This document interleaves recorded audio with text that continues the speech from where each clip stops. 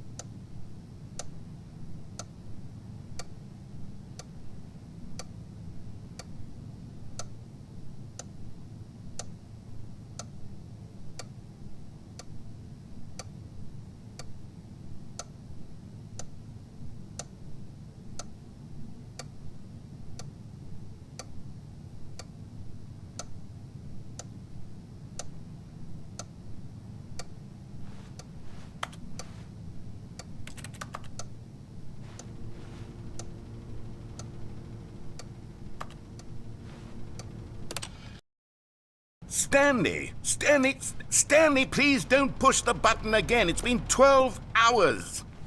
You've just been frozen there. I don't know why the skips are getting longer, but they're really, truly getting longer, and my God, there's no way out of the room. Stanley, the door is gone. It's completely gone.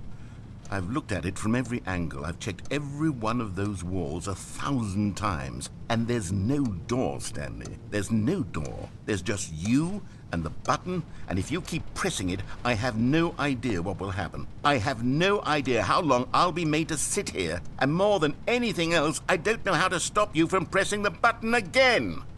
I can't control anything in this room, Stanley. I can't touch it, and I have to believe, I have to know that sooner or later, no matter how much I plead with you, you're going to press the button again. Why would you? I've been thinking and thinking, and I don't know what I can do to convince you otherwise. Oh, my God. And it's all because of those reviews that I couldn't get out of my head. I just couldn't ignore the negative feedback. Why was it so important for me to fix the problem? Why did Cookie Nine's opinion matter so much to me? I've never even met Cookie Nine. I have no idea who they are. What would it ever really matter? But here I am. I'm fixating on every tiny negative thing that anyone ever says about me. The merest mention of one of my imperfections, and I become as impetulant as a child, wild and impulsive. I can't help myself. I can't stop myself from lashing out with a vengeful fury to alter and to change and to break anything unbroken, if only it pleases this one person who made a single negative comment. What does such an impulse serve? For whose benefit is this? And here I am now, stuck in a room, waiting for you to press this button and to become frozen in time, knowing that you're going to do it and that I'm going to be stuck all alone, and that I had the power to prevent it all from happening if only I'd held my tongue. It's all out of my control now. Just you. Just your decision as to exactly when you're going to make me suffer, to leave me all alone? Surely you will. I don't doubt it.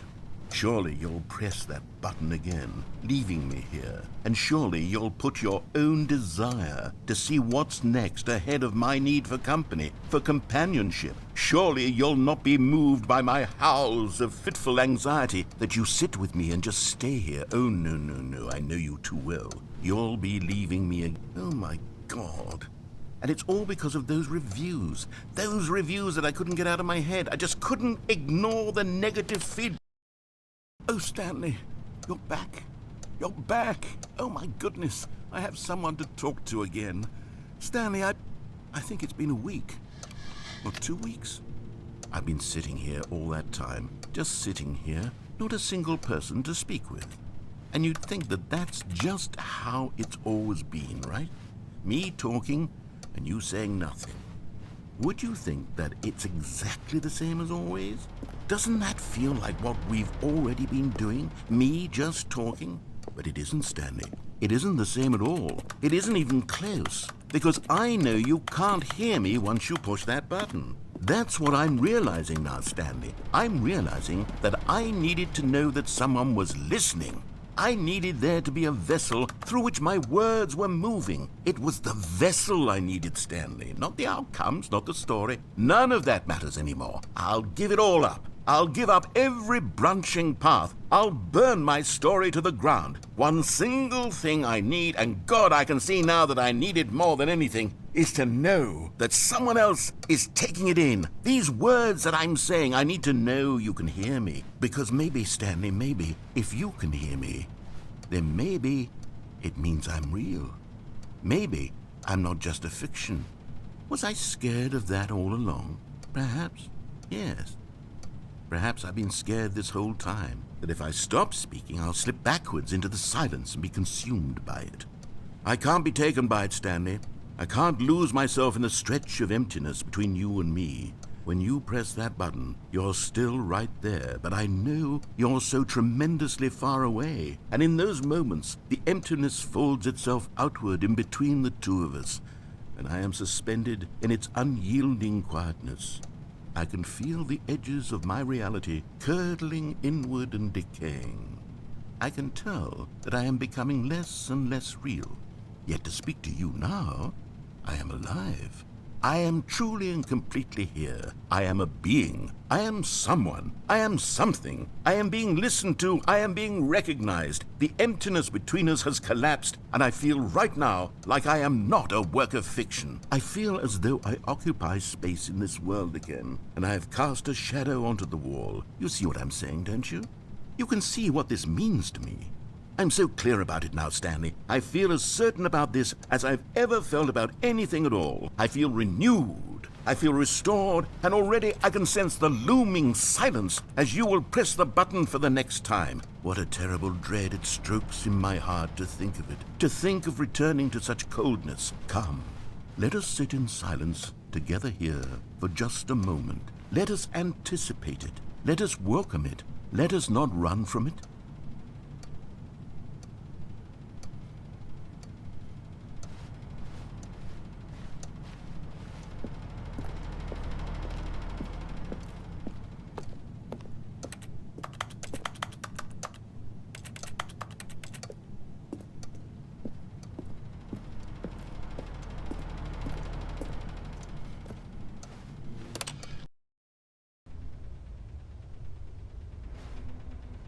Oh, hello, it's you. You're here again. Welcome.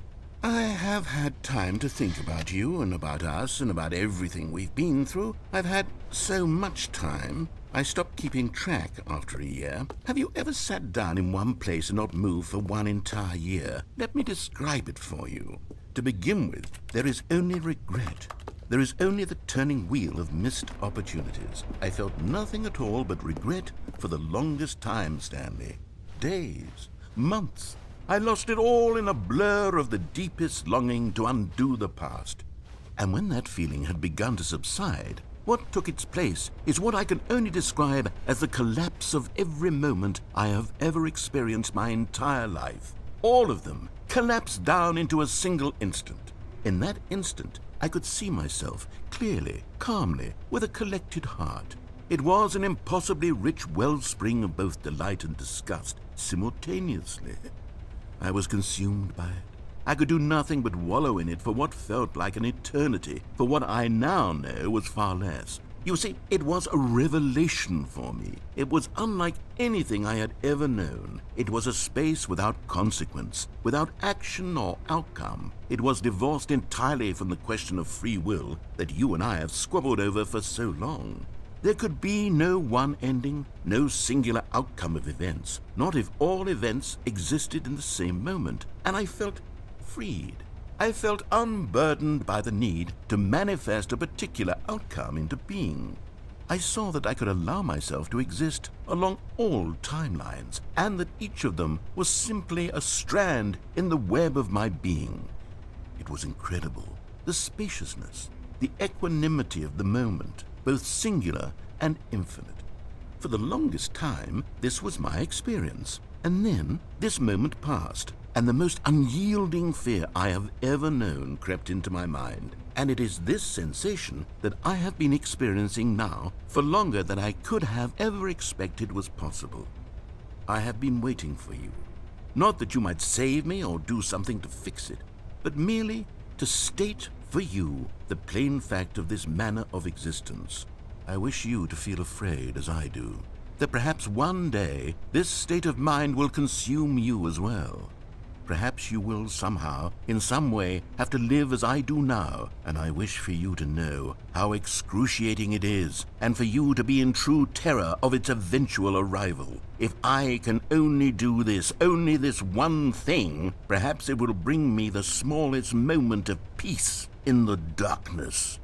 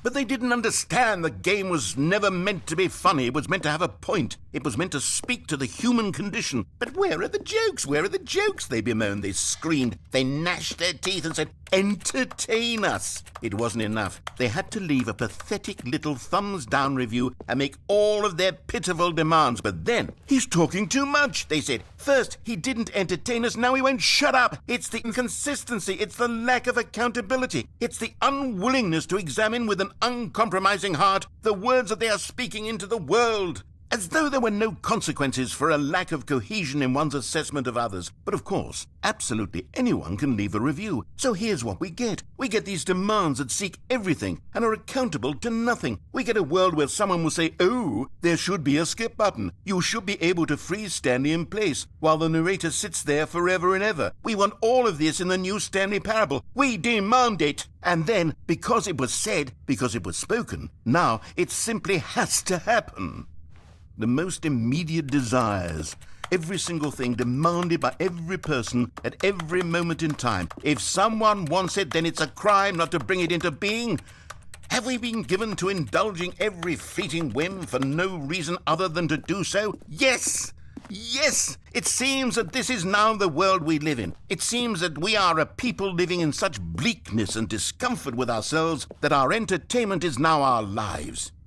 It has come to represent us. It absolutely must speak to who we are as people, because otherwise, without our entertainment, we have nothing. Without entertainment, we would have to face inward toward the cruel bleakness inside ourselves. We would turn to look at our deeper nature and find a resounding emptiness gazing back with unyielding aggression. And so because of this, we require that our amusements and our playthings and our flights of fancy be so impossibly captivating that they consume all of our attention, turn our heads completely away from the bleakness. In effect, we have demanded that our entertainment be the collapse of ourselves.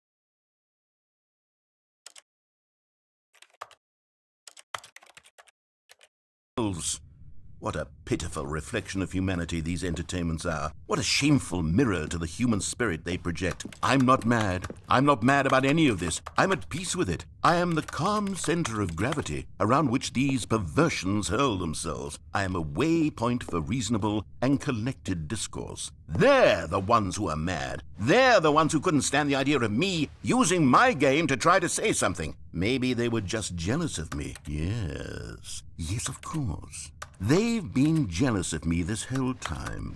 They are mired in fear and insecurity and cannot help but attempt to tear me down. What a sad state of affairs. When you read these reviews now, you can see it. You can taste the bitter resentment. And my, how good does it feel now to speak truth to these words, to finally allow these thoughts out, contained and managed for so long, neutered and sterilized. At last I am free to truly think, to feel. It must be that they were so discontent with themselves they couldn't help but leave a negative review on Steam.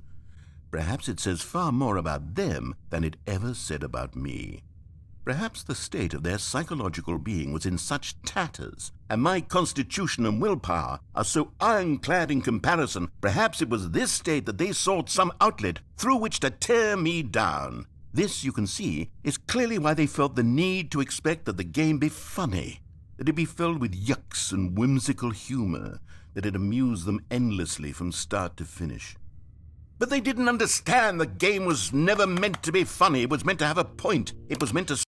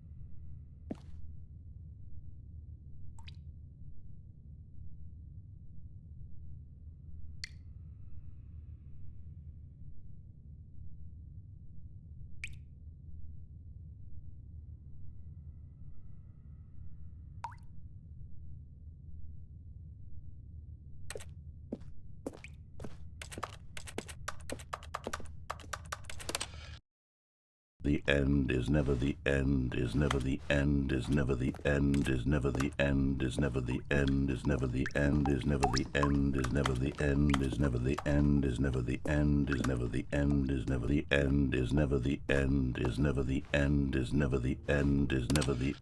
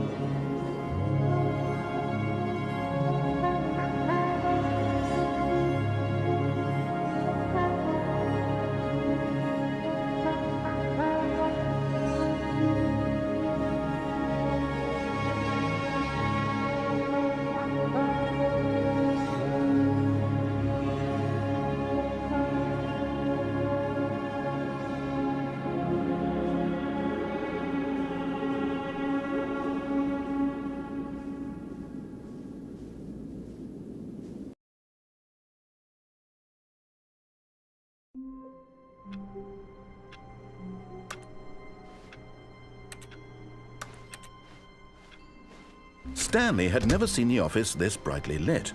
Was it a sign of something? He hoped it was. He hoped very much that it was.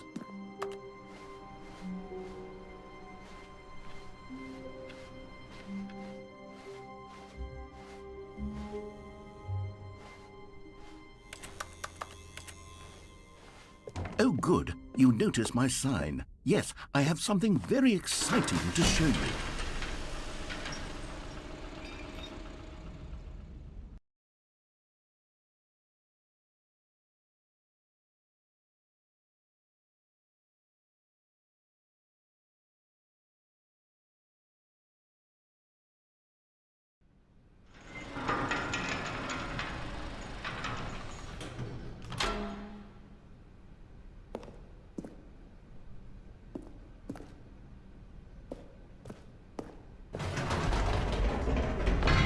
You see, Stanley, I've been reflecting on the Stanley parable and about how roundly disappointing this ultra-deluxe version has turned out to be.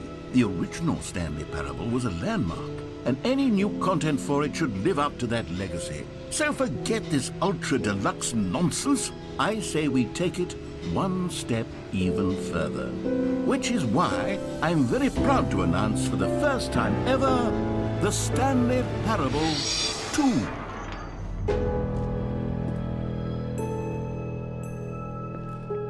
Yes, you see, isn't this far superior to a measly re-release with a few minor additions? Think of all the new territory we'll cover with a fully fledged sequel. An entirely new experience, built from the ground up. Why, there are so many possibilities. It could go in so many different directions. This is what fans have truly been asking for.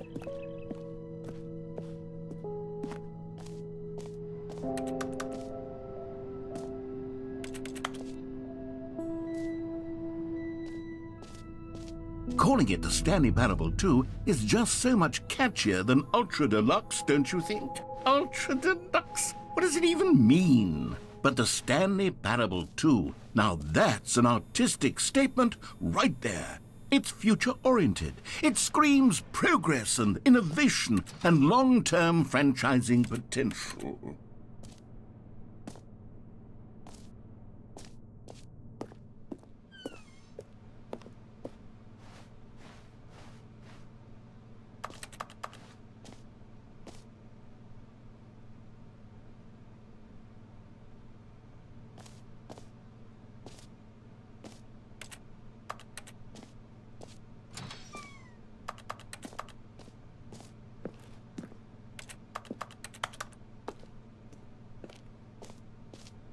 Now, to be clear, I haven't quite nailed down what exactly the Stanley Parable 2 is going to be, but let's take a look at some of the features I've been developing for it.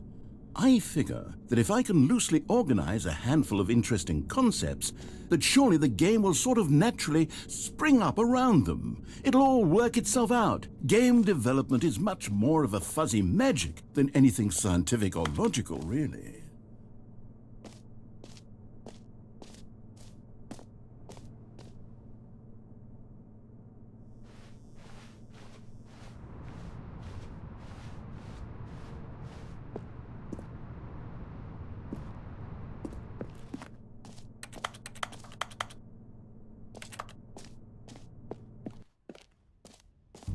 Here we are. Go on, try out some of the new features.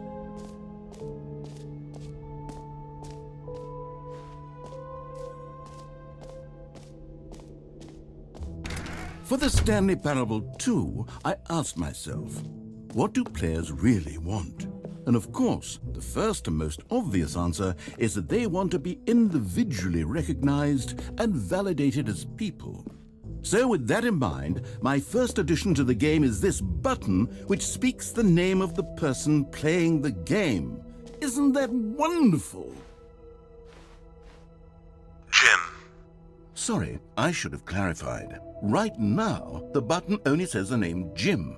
But of course, in the final game, this button will say your name, whatever name that is. Here, let's have you role-play as Jim to really simulate the full experience of this feature. Just play along. I promise you'll love it. Okay, here we go. Let's take a deep breath, clear your mind, forget whoever you are, and simply become a person named Jim. I want you to imagine yourself living as Jim, sleeping and waking as Jim, falling in love and being heartbroken as Jim, seizing all of the world's possibilities as Jim, and as Jim watching your dreams crumble into dust. Do you feel it deeply? Are you really, truly Jim right now? If so, then please step forward and press the button. Jim. Yes! You see? What a thrill! What a rush! That was you! The button described you. Do it again. Do it again. Jim. Ooh, it hits even harder the second time. If this were the only new feature in the Stanley Parable 2, it would still be worth the money. Let's take a break from the Jim button. I'm too emotionally drained from all of this personal validation.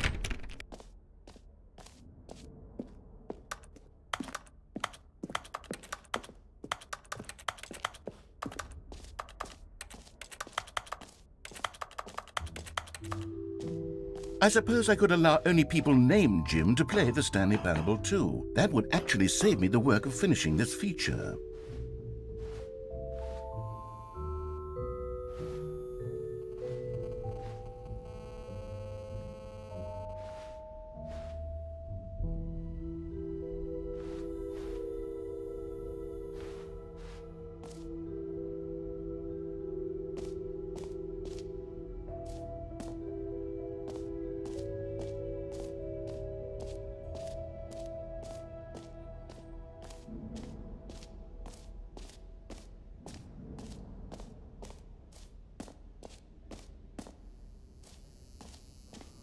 Now here's something special. You remember that broken test achievement that got left in the game on accident? Well, I'm developing a technology to simply give you the achievement.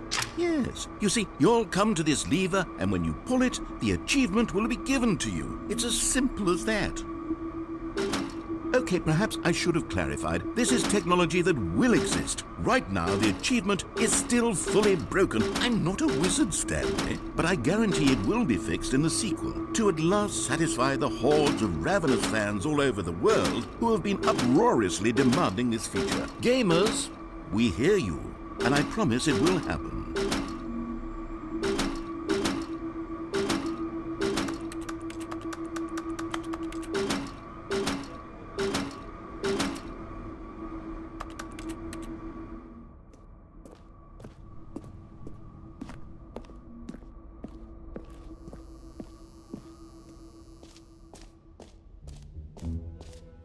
What else? What other exhibits haven't we seen yet? Okay, I'll be honest, I haven't yet decided on this one. I think that in the new version, the office could use a bit of decoration, like balloons. But I'm undecided on Get Well Someday and Happy 12th Birthday. Which would you go with?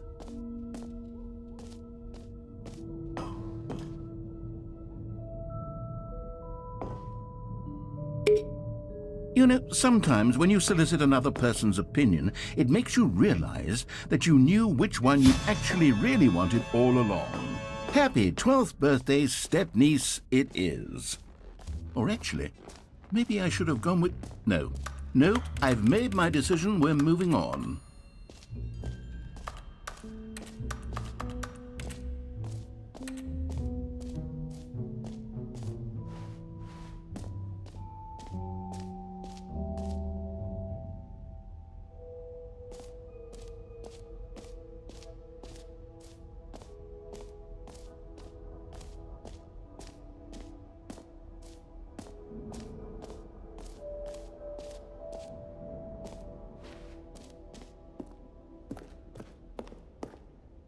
A common complaint of the Stanley parable was that it was confusing and paradoxical, that it engendered a chaotic sense of reckless despair in those who played it. Well, I'm happy to say that after much consideration, I've engineered a clever solution to this fundamental problem with the game.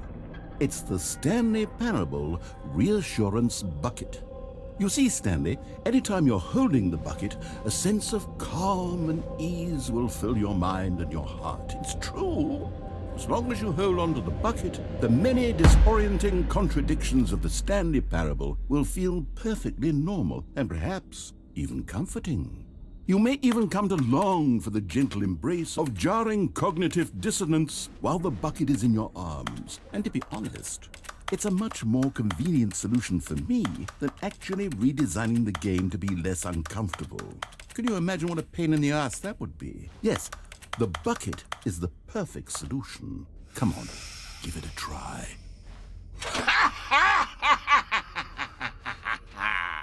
Can you feel it? The glow of comfort, even in the face of crushing despair, must already be sweeping through your body. And in fact, can I say that I do believe the bucket lends you an air of charisma as well? I think that just holding it has made you the slightest bit more attractive as a person. The benefits of the bucket seem to go on and on, don't they? All this and more await you in the Stanley Parable 2. Does anyone give out awards for most enjoyable bucket in a video game? That really should be an award if it isn't already.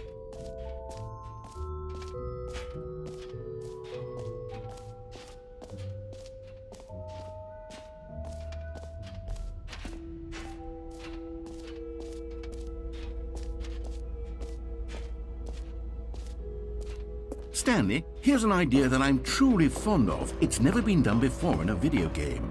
This is, in fact, a hole that you can fall down forever. That's right. Infinite falling. You can fall until the end of time, if you like. A stunning leap forward for video games as a medium.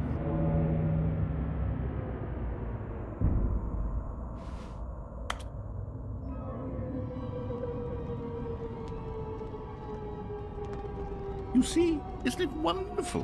One of my more ingenious concoctions, if I do say so. Now then, since you've gotten to see the infinite hole, you can press the teleport button to pop back up to the top, and we can continue onward.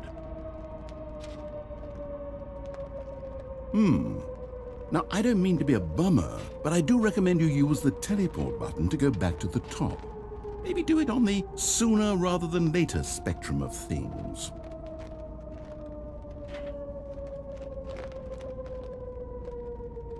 Okay, Stanley, I don't know quite how to say this tactfully, but it's possible that I slightly exaggerated the infinite nature of the hole. Is it a very, very deep hole? To be certain it is. It's an extremely deep hole. I don't want anyone to say that it isn't an astonishingly deep hole. It is. Is it infinite? Well, that sort of depends on your definition of infinity. From one perspective, the infinite is merely philosophical in nature. It's more of a... Okay, well, good for you. You found the bottom of the hole. You found me out, Stanley. I'm a liar and a cheat, and you're so clever. Look, I think the issue here is just that you're unusually fascinated by falling. What normal person actually wants to fall infinitely? I figured the hole was as deep as anyone would actually need. Don't you put this on me. Maybe you're the problem. Look, things got a little heated there. I think we both said some things we didn't mean. Why don't we just put all this behind us and agree to just call the hole mostly infinite? If that works for you, then go ahead and press the teleport button to warp up to the top of the hole and we can move on. I'll just be up here when you're ready. Great! Now, I'm very excited to show you even more of my ideas for the sequel.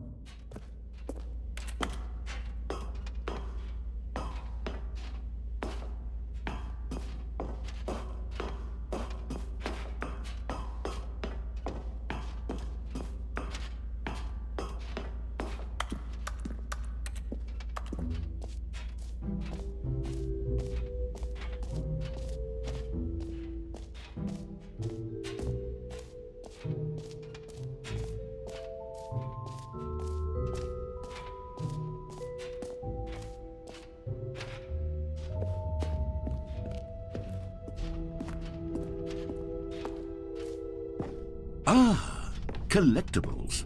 Now it's a real video game. In the Stanley Parable 2, you'll run around gathering up these miniature Stanley figurines. And what's truly innovative is that there will be no reward for collecting all of them. I don't want to stifle the intrinsic joy of watching a number go up. You simply collect all of them, and then you move the hell on with your unremarkable life.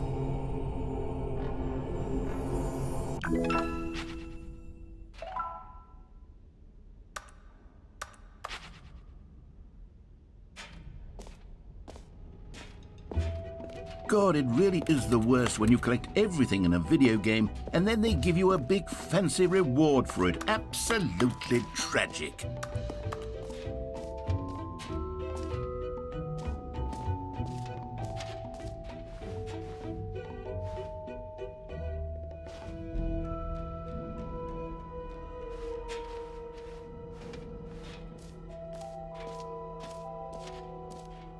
You know what? Let's bring the jump circle back for Stanley Parable 2 as well. It's a... Oh, wait. You already spent all your jumps the first time we saw the jump circle? Oh, well. I suppose it can just be a nice decorative piece, then.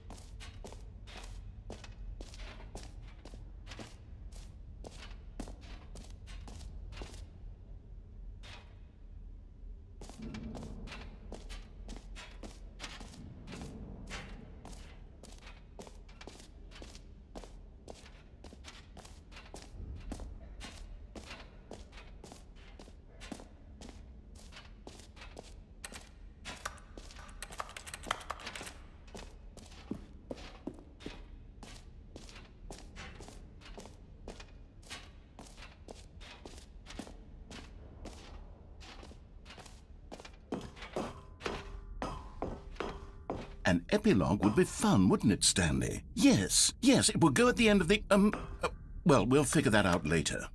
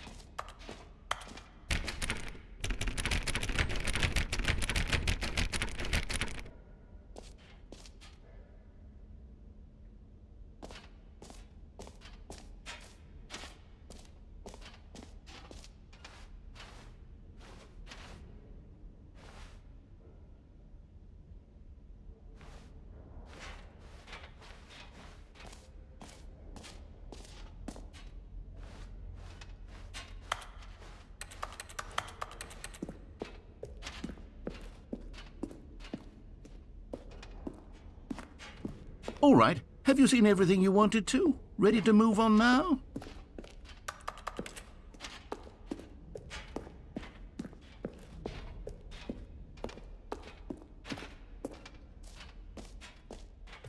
So, Stanley, what do you think? Do you like all of the new features? Yes, I know it's not exactly clear yet how exactly these features will come together as one single coherent video game, but I can feel it in my soul. It's going to work. There's definitely a good game in there somewhere. Say, let's do an experiment. I'll arrange these new features together, and we'll see whether or not it coheres into a meaningful gameplay experience. Okay. Are you ready? Here it is. I give you the Stanley Parable 2.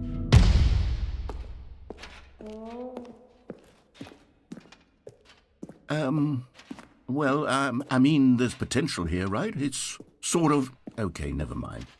Hold on, let me do a different arrangement.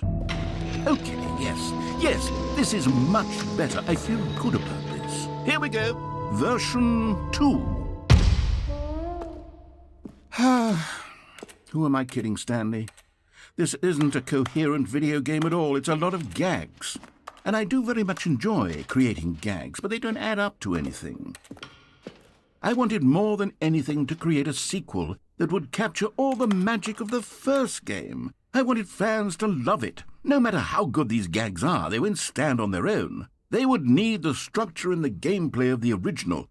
Wait, maybe that's it.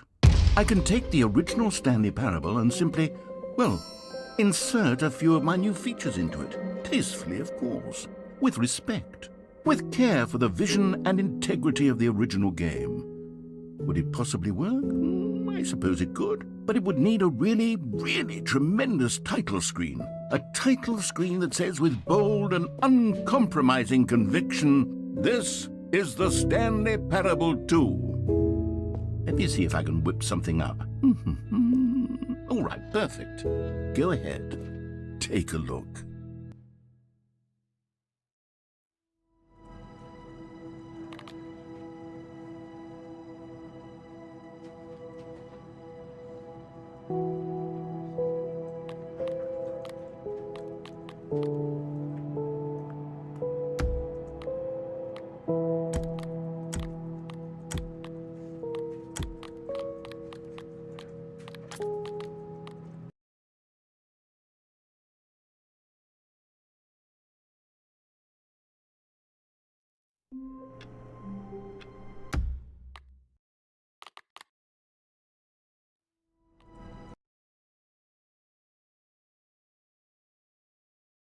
This is the story of a man named Stanley. Stanley worked for a company in a big building where he was employee number 427. Employee number 427's job was simple. He sat at his desk in room 427 and he pushed buttons on a keyboard. Orders came to him through a monitor on his desk, telling him what buttons to push, how long to push them, and in what order. This is what employee 427 did every day of every month of every year. And although others might have considered it soul-rending, Stanley relished every moment that the orders came in, as though he had been made exactly for this job. And Stanley was happy. And then one day, something very peculiar happened. Something that would forever change Stanley. Something he would never quite forget. He had been at his desk for nearly an hour when he realized that not one single order had arrived on the monitor for him to follow. No one had showed up to give him instructions, call a meeting, or even say hi. Never in all his years at the company had this happened, this complete isolation. Something was very clearly wrong. Shocked, frozen solid, Stanley found himself unable to move for the longest time. But as he came to his wits and regained his senses, he got up from his desk and stepped out of his office. All of his co-workers were gone. What could it mean? Stanley decided to go to the meeting room. Perhaps he had simply missed a memo. Stanley picked up the bucket.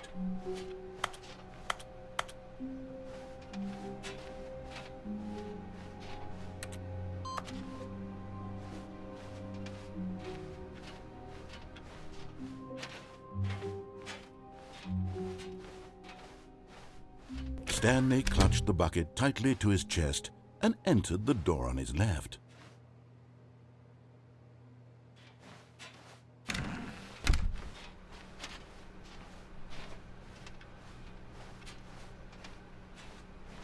Still no one was here.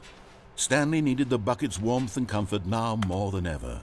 Perhaps his boss's office was where he'd find answers. Oh, Stanley, can you feel it? The broom closet. It wants the bucket. You can feel that, can't you? The aura of jealousy? It's as clear as day. This broom closet believes it deserves the bucket. I can really feel it now. It's a bucket. It belongs in a broom closet. That's what the broom closet is trying to say here. It's supposed to go with the other cleaning supplies. Good for you, Stanley. Don't give in. Don't hand over the bucket. I know how hard it must be, given the pressure that the broom closet is putting on your shoulders right now, but you have to be strong. This is your bucket. This is your companion and lifelong friend. You can't hand it over. Oh, no. We're getting into name-calling now, it seems. Is this how low the broom closet has sunk, that it has to resort to this stream of petty insults simply in order to get you to hand over the bucket? Stanley, I never liked this broom closet for a variety of reasons, but even this is worse than I had imagined. And wait. Now the broom closet has the gall to imply that you and the bucket are not truly deep and lasting friends, that your relationship is purely superficial and convenient, that your life is so banal and meaningless that you'd feel the same sort of kinship towards any inanimate object which happened to lay in your path in an even partially enticing manner. Well, I never. Go on, Stanley. Lay into it. Really tell the broom closet off for its demeaning comments. Expand on the wide variety of experiences you and the bucket have shared together. Go through each of them point by point. Share your journal entries detailing the rich emotional landscape of your feelings for the bucket as they have changed and evolved over the years. Let him have it.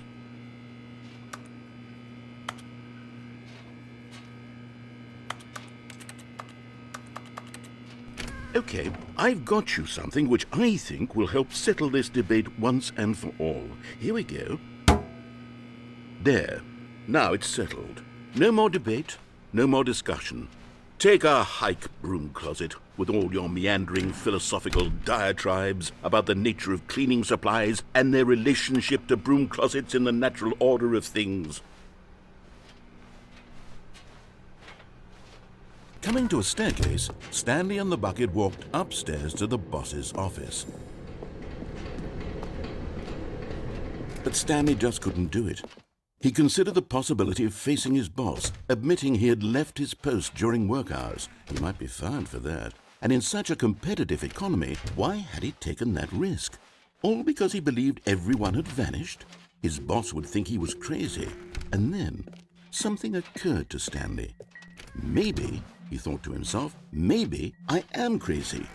He looked down at the bucket in his arms. Am I crazy? He asked the bucket. The bucket returned his gaze, but said nothing at all. That's strange, Stanley thought. Usually the bucket is a source of guidance and wisdom for me in difficult times such as these. He held the bucket close, yet felt none of its familiar reassurance and comfort. And that's when Stanley realized, this isn't my bucket. It's just a normal, everyday bucket. Someone else's bucket, perhaps. How did I end up with someone else's bucket? This is all terribly wrong. Surely no good would come from this. Who knows what sorts of bizarre hallucinations Stanley might experience without the psychologically grounding presence of his bucket. And indeed, now he noticed that the rooms were repeating, which was, of course, very odd. And now he felt himself floating off the ground. Oh, gracious, he exclaimed. Without my bucket, I've gone truly mad. Where is it? I must find it. Far off in the distance now, he heard it, calling to him. Stanley! Stanley, it's me, the bucket. Could it truly be? He rushed forward from room to room, passing by one bucket after the next. None of them were his. None of them were his special bucket. Come to me, Stanley. Find me. He had to find the bucket. He had to return to his old friend. It was the only way to truly restore his sanity. And then suddenly, he froze dead in his tracks. He knew where the voice of the bucket had been coming from. The real bucket was inside of him all along. It was incredibly painful. Stanley doubled over in agony and blacked out.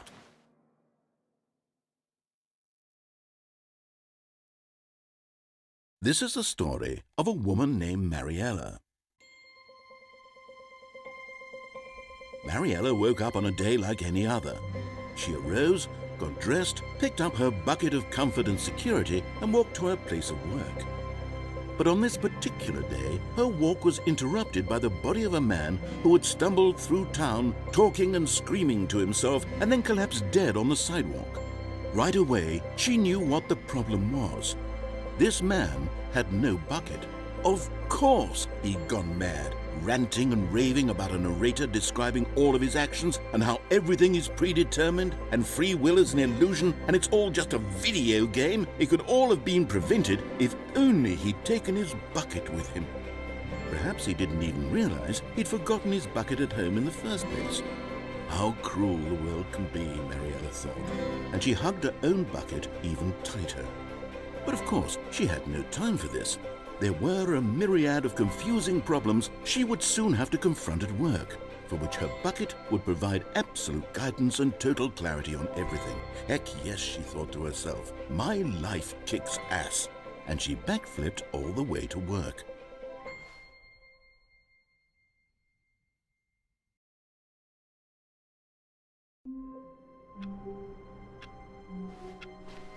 All of his co-workers were... Wait, no. This isn't the right office, is it? Is this Stanley's office?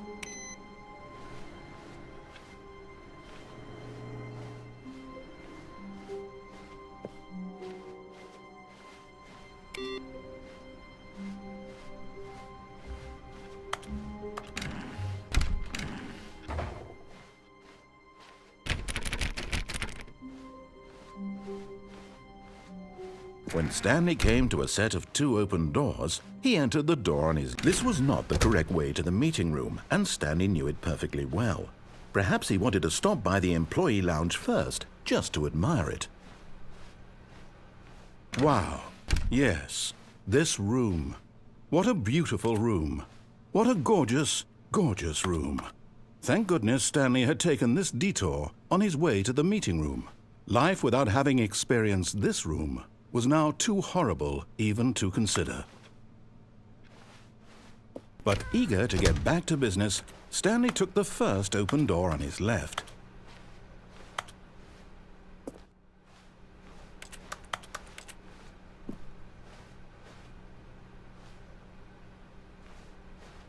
Stanley was so bad at following directions, it's incredible he wasn't fired years ago.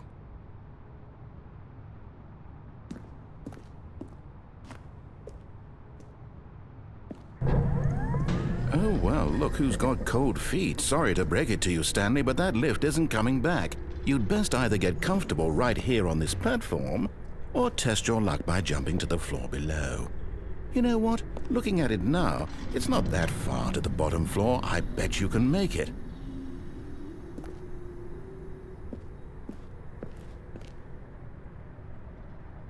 Come on. I'm sure you'll survive the jump. Don't tell me you're scared. That's not the Stanley I know. Do it! Do it! Do it! Do it! Do it! Do it! Do it!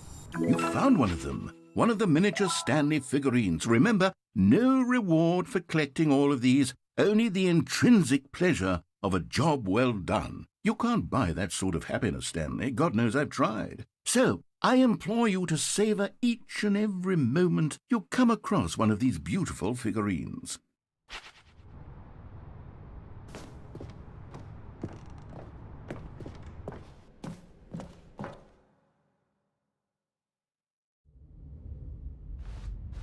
Stanley had now gotten himself so far off the beaten path that it seemed the office had begun. So far off the beaten path that it seemed the office had begun. So far off the beaten path that it seemed the office had begun.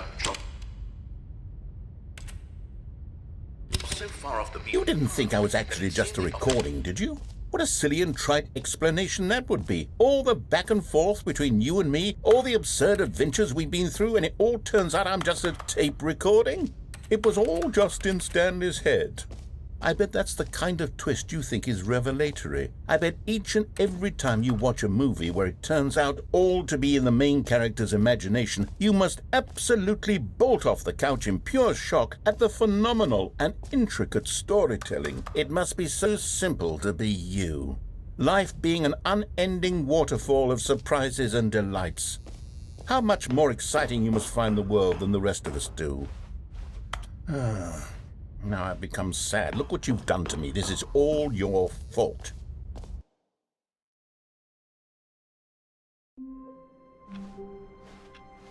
All of his co-workers were gone. What could it mean? Stanley decided to go to the meeting room. Perhaps he had simply missed a memo. Stanley lifted the bucket into his arms, and a wave of comfort rushed over him.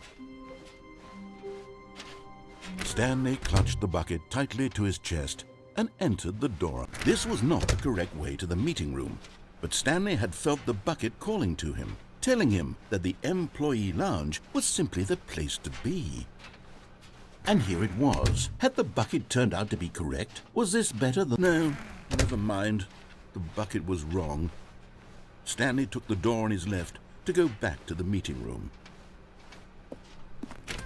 No, Said the bucket. don't go to the meeting room. Go somewhere else. The cargo lift, yes. Go there. Go to the cargo lift. Oh, well, look who's got cold feet. Well, from here, it looks like the only way forward is down, since the lift won't be coming back, but that's okay. You've got a bucket. Did you know that buckets are routinely used as cushioning devices? It's true. You can fall on a bucket from literally any height and survive.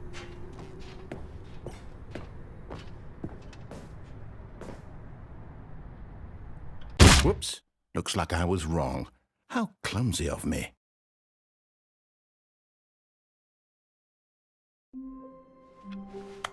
Already this was uncomfortable, and Stanley decided that as soon as he found a new space he felt safe in, that he would never leave it again in his life.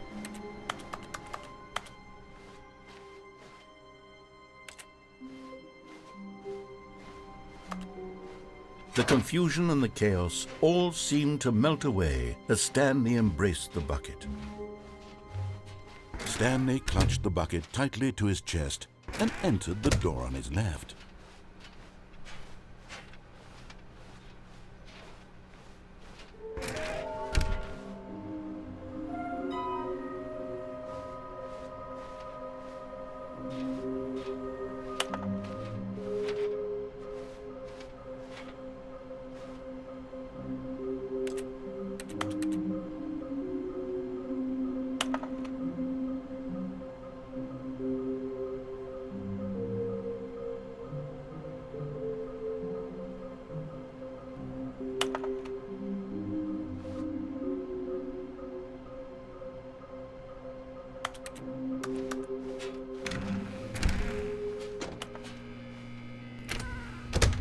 right, I've got a second sticker back here, and I'm going to slap it on as well because I think it's appropriate. You see, I feel that it works because the sticker is also a bucket. That way, if you're ever unsure whether the thing you're holding is a bucket or not, you can look down at this sticker and say to yourself, "Ah, it's a bucket." There really is a wide variety of applications for this sticker. Coming to a staircase, Stanley and the bucket walked upstairs to the boss's office.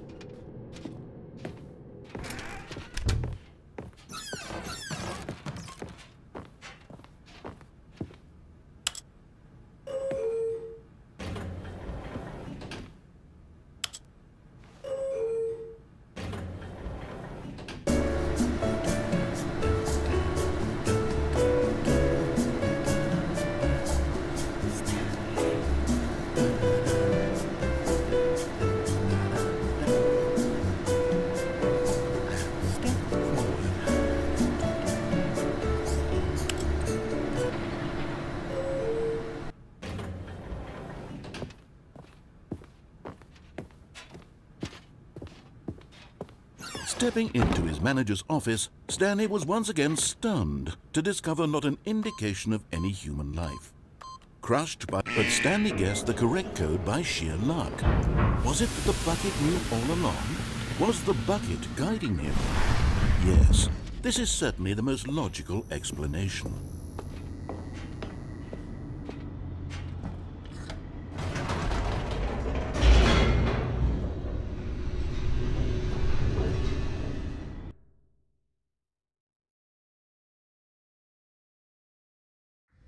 The elevator raced downward, plummeting towards an unknown fate. It would be all Stanley could do to keep himself together, if not for the bucket. Soothing him, comforting him, reassuring that in this darkest moment of uncertainty, he would be all right. The bucket is here for you, Stanley. Everything will be fine.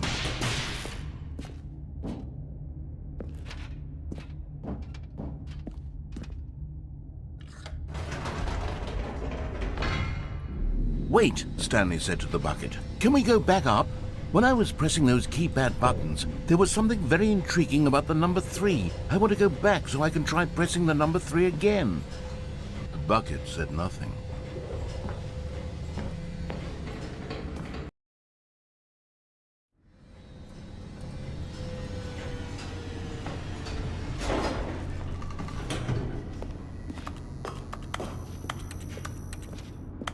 Here we are, said Stanley. Now I'm going to try out that number 3 button.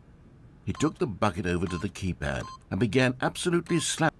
Wow, he said. The number 3 is such a special button. I'm having the time of my life.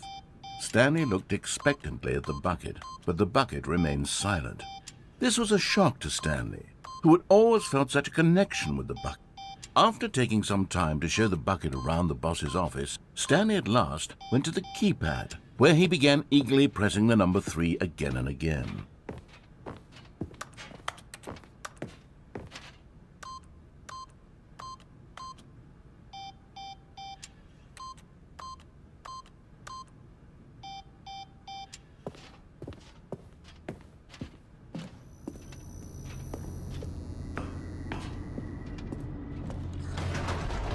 Perhaps the bucket had missed something.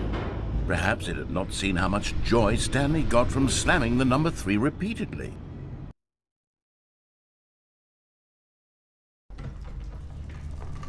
A hint of regret nagged in the back of Stanley's mind. Stanley and the bucket walked straight ahead through the large door that read, Mind Control Facility.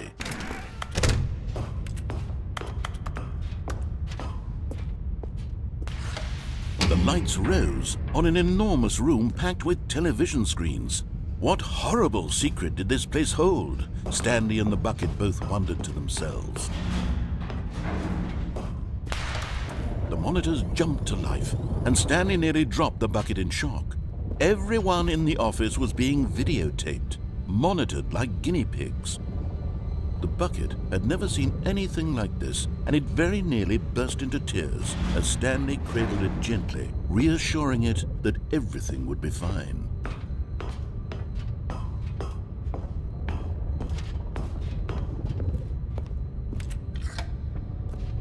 Was the bucket under the mind control facility's influence as well?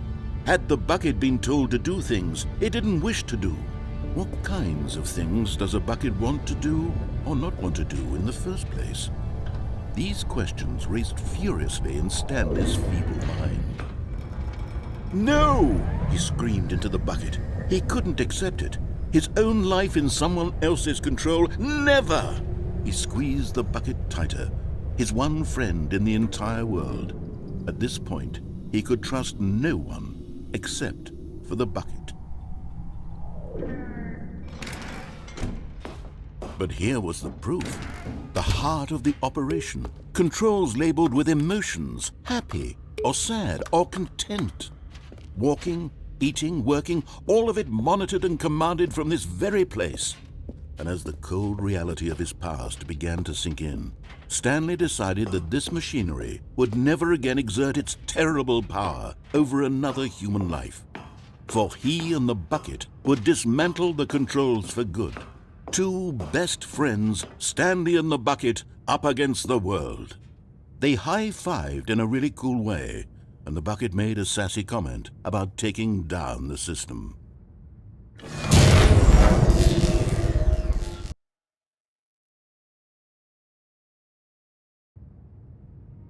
Stanley and the bucket waited in blackness. Was it over? Yes, they had done it.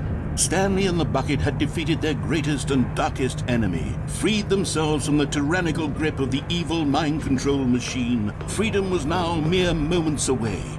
Excitedly, the two of them began to discuss the kind of life they wanted to live once they stepped through this massive door. The bucket wanted to learn to roller skate. Stanley wanted to sneeze in every country on Earth. Both of them wanted to begin watching a movie, any movie, but then stop it halfway through and begin watching it in reverse from the end. True, it was a simple life they envisioned, but it was one they'd lived together, with one another to lean on, to trust, to support, and... What? Wait. What was happening? Why had the door stopped? Was Stanley and the bucket not about to be freed?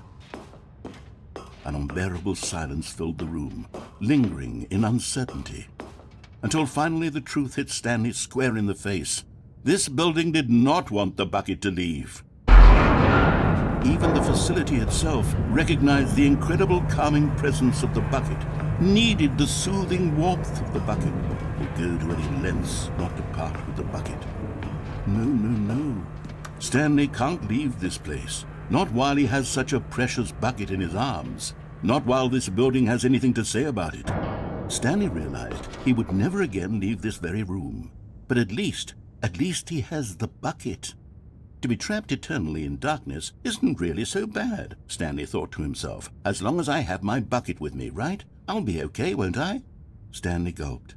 Very soon now, he was about to find out.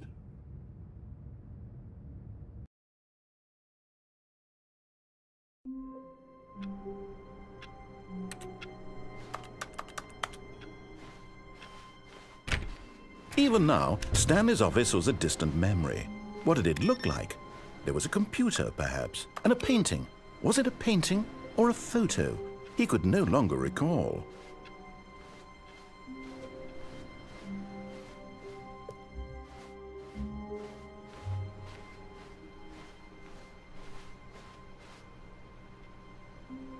Warmth spread through Stanley's arms. With the bucket in his arms again, he was home. Stanley clutched the bucket tightly to his chest and entered the... This was not the correct way to the meeting room, but Stanley had felt the bucket calling to him, telling him that the employee lounge was simply the place to be.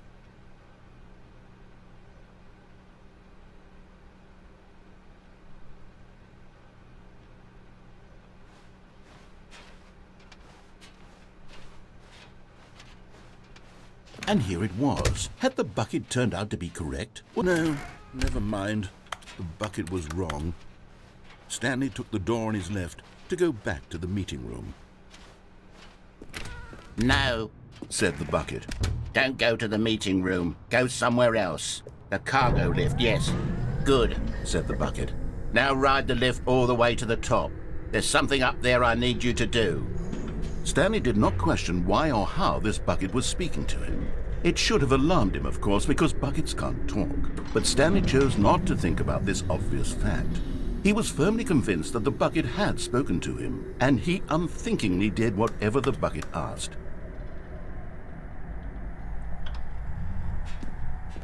In here, Said the bucket. go into this dark room over here. Stanley once again obeyed blindly.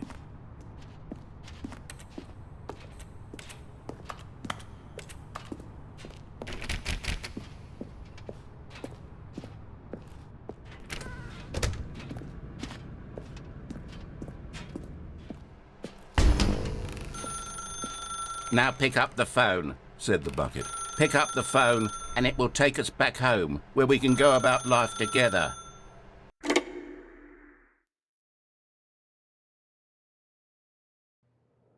This is the sad story of a man named Stanley and his bucket. Once upon a time, I gave Stanley a bucket because I thought he was lonely and could use a friend. And then, very distressingly, he began to believe the bucket could speak to him.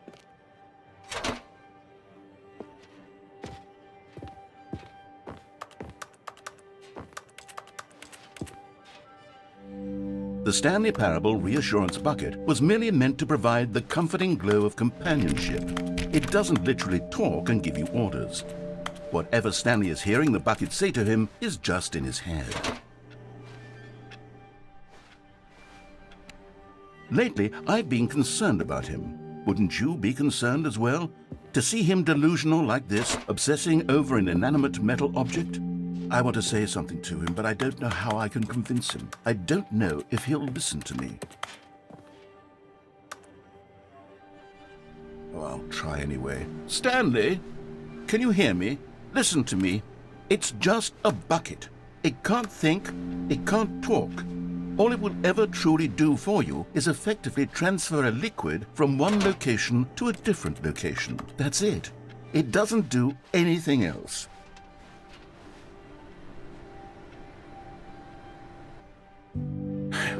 You see, he's not listening. He's still taking orders from the bucket. You know, once upon a time it was me he took orders from, me he trusted and listened to. Now all he cares about is his awful bucket, this stupid hunk of metal.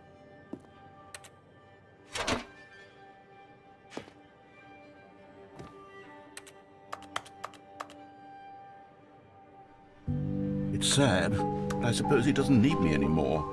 From now on, he's just going to cling to this bucket, this cold, empty bucket, this sort of shiny bucket. Well, I'll give it this. The bucket does have a nice shine to it. Yes, I suppose on closer inspection that it doesn't quite look like your average hardware store bucket. It's just a little more, what am I trying to say? Sturdier, more capable of transporting liquid. Like it would be better at moving an amount of water from one room to another. Oh my God, what am I saying? Better at carrying water from room to room. It's a bucket. It's literally just a bucket. Why do I feel some need to point out the ways in which it's so much more than just a regular bucket?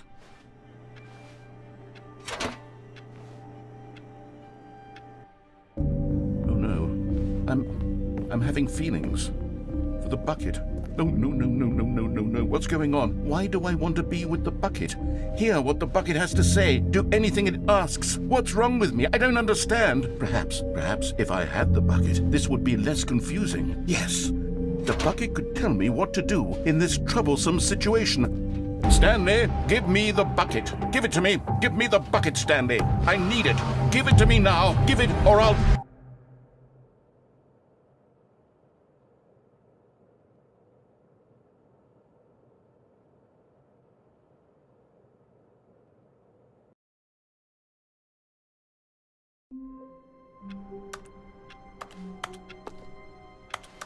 All of his co-workers were gone.